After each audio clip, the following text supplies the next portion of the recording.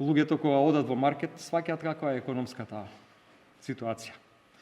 Платите не растат, цените дивеат во маркетите, владата не ги контролира, ама баш никако, а има механизми, има обврска тоа да го прави, да ги заштити граѓаните.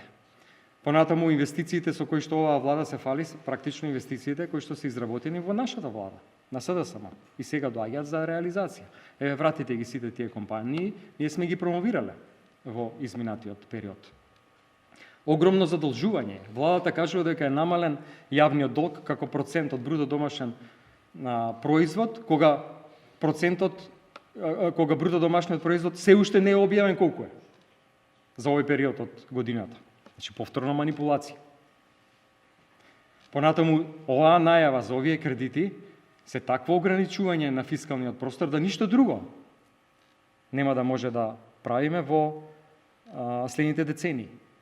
Понатаму, каматите и трошоците за живот се толку зголемени, а тоа е инфлацијата, што далеку го надминуваат и растот на бруто домашниот производ. Значи, тоа што стои на хартија како бројка, граѓаните не го чувствуваат и нема како го почувствуваат како подобрување на нивниот квалитет на живот, ниту во следните години, имајќи предвид како се одвиваат работите. Така да сметам дека ова што сега се случува е дебакал на економски план на владата.